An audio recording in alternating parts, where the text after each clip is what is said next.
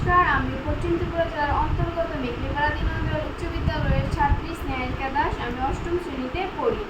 আজ আমি একটা থিম বানিয়েছি, যেটা হলো ওয়াটার ফিল্টার। গ্রামের গরিব মানুষরা ভালো জল খেতে পারে না, পরিষ্কার জল পায় না তারা, আর জীবাণু ভর্তি জল খায়, যার জন্য তারা অসুস্থ হয়ে পড়ে। যদি মানুষই না থাকে তাহলে বিকশিত ভারত গড়বেটাকে? তার জন্য আমি এটা বানিয়েছি। এতে সব ঘরোয়া জিনিসই ইউজ করে।